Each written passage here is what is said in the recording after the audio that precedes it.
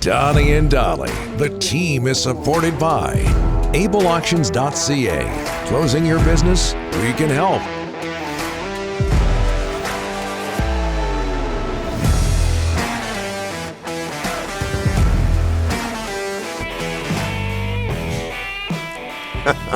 Okay, all of today's guests, including John Shannon, as always on a Thursday, standing by.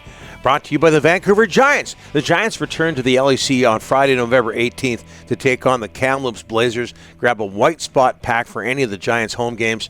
4 tickets and a $40 white spot gift card starting at $119. Get all the info at vancouvergiants.com/white spot. Of course, on the 25th of November, Connor Bedard and the Regina Pats.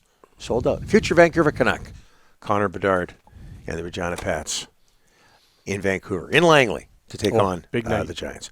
Joined now by John Shannon, NHL Analyst, the co-host of the Bob McCowan Podcast. Thanks for doing this, sir. How are you? Hello, boys. Boy, that 1984, that was in my wheelhouse. I was at that game, too. Wow. Those were the days, John, when it came to the CFL, especially in Vancouver. Well, and here's what probably happened, if memory serves me. I did the Hockey Night in Canada game on the Saturday night and stayed over to watch the Bombers and Lions on the Sunday. So, and those were the days when the CBC was producing hockey and also producing Canadian football. So, we always had a fun time between a competition between the hockey guys and the football guys. And by the way, the year before I was at the Grey Cup when the Argos snapped their streak and the Lions lost by 1. So. Yeah. Did you want to bring something up? Oh, no. Well, and John, I always have an argument with people like Ryan or my kids, my boys. 84 in that decade, Lions in Vancouver were bigger than the Canucks. Were bigger story than the Canucks. Absolutely, they were. You don't agree? I'm not buying that. No. Hold it a second, John. The Coliseum had 10,000 a game, John. They went through 6 horrible years. Come on. They were comparable. No. Even that. They were comparable. No, they were not. They were on equal footing. No. They were on an equal footing. The Lions and the Canucks were on the same footing. Listen, when you play a game and you have a choice between playing Vancouver versus Regina or Vancouver versus New York, that's a different level. Mm-hmm. That's a different level. And it's the same thing that happened in Toronto when the Blue Jays came to town. But the Lions, there's no question, the heyday of the CFL in the 80s when BC Place was full and Commonwealth Stadium was full and McMahon Stadium was full. I mean, even Exhibition Stadium was full. Yeah, it was. Yeah. Conrad Holloway. That was a time. Sure. Yeah, and I think maybe you forget that the BC Place was new then. It was sparkling. It was. People would go just to see the building back then. True. Believe it or not. I know you do. I know we got a limited time here. By the way, okay. We are live. Oh yes. But I took my father to that Grey Cup game in '83, and we walked onto the concourse, and he looked out the window, and he says, "When my family moved from Northern Ireland, that's where we lived, right down there." Wow. And it tells you the scope of how things changed in Vancouver. It was a game changer, that stadium, no question. Yeah. And then it quickly became outdated. We could go on and on about that. Hey, John, we'll switch to hockey here. Do you think Vancouver hockey fans would accept a rebuild? No, not a chance. Really? Come on. We're disagreeing on everything today. This is great. Here's why. What do you call the last 4 or 5 years? This has been the rebuild. Yeah, but it wasn't it was a retool. It was. They kept calling it a retool, John. Hey, semantics. That to me, there's enough there. I mean, what the magic fairy dust that Boudreau had last season has completely disappeared this season. They've got some problems on defense. They've got some injury issues. Thatcher Demko's not at the top of his game. But man, oh man, this is not rebuild time at all. Not a chance. But why not try something different? They've tried the same thing, retooling, whatever you want to call it, on the fly. Building on the fly. Try something different. That was last December. We did try something new. We brought in a new manager. We brought in a new president. We brought in a new coach. Come on. Would you describe it as dysfunctional at this point? It seems to be. The coach and the GM aren't getting along. Pardon me, don't seem to be on the same page. I haven't been since the beginning. Thank you. You know, Patrik would tell you that he wants Bruce to be more analytically based. Bruce is an old school coach. I don't know how they get to the same page somehow. But you know what? When you look at Boudreau's success everywhere he goes in the regular season, it's tough to argue with. It really is tough to argue with. But we're still only 7 games in, guys. Come on. They're 32nd overall, John. It's October. Yep. It's October. Come on. You know Jim Rutherford. Where do you think? Yeah, okay, but where do you think? There's my galleon. Oh. I got free stuff. What's in there? If you disagree with us one more time, we're taking that away, okay? Just so you know.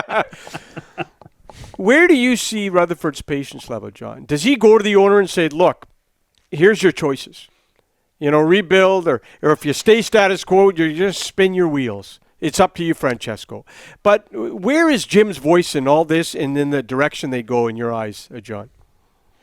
Ask me in 30 days. Because I think that's the time frame. I think you get to this, December 1st. 25 games, yeah. Yeah, ask me December 1st. It's going to be later than U.S. Thanksgiving this year. Yeah. But ask me that day, and then I can give you an answer. This group of guys, I don't know if they deserve a chance to right the ship. And I'm not talking the coaching staff. I'm talking the players. Yeah. There's some talent there, and they just got to get their stuff together. That's what they have to do. And I mean, is it dysfunctional? On the ice, it is. Yeah, it is. It is. And come on, the players at a certain point have to be accountable for this. A typical Canadian attitude, and it's same everywhere, is that we point fingers at the coach, we point fingers at the manager. Start pointing fingers at the players. Yeah.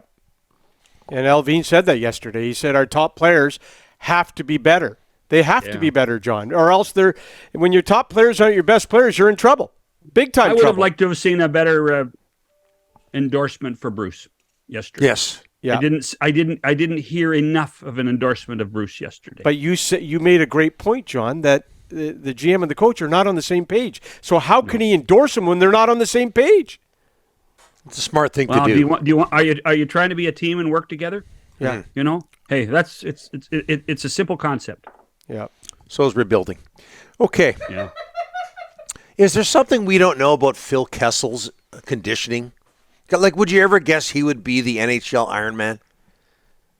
When you consider that this guy had testicular cancer in his first year and a half in the National Hockey League in Boston,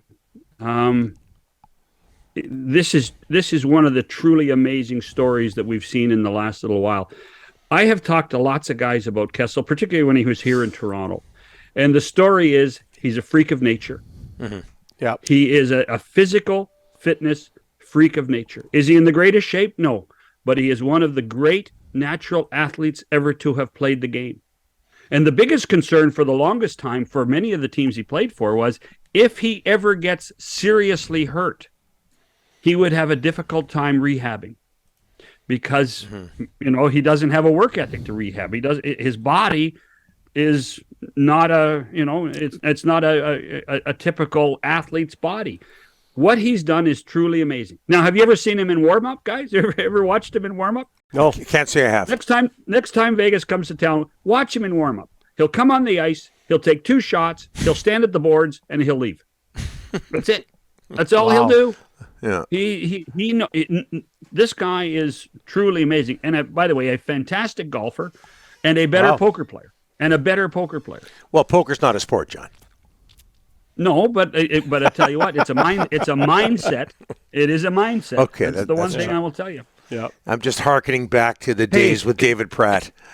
Can I? Don't go there. We've all been through those, Donnie. Hey, can I just touch on Arizona for you? Because I heard you guys talking about Arizona. Absolutely. Yeah. They're a month behind in the construction. They're a month behind. So there is going to be a real dressing room for the visiting team. Arizona State is giving them their dressing room for this 4-game window. But let me point out there's a key date. November 29th is when Tempe City Council will vote on the new arena scenario there. And the people within the Coyotes truly believe they have enough votes to get that ballot passed. Right. At which point the new arena is pointed in the right direction probably in 4 years. But that means we're going to be stuck in this little arena for 4 years watching NHL hockey.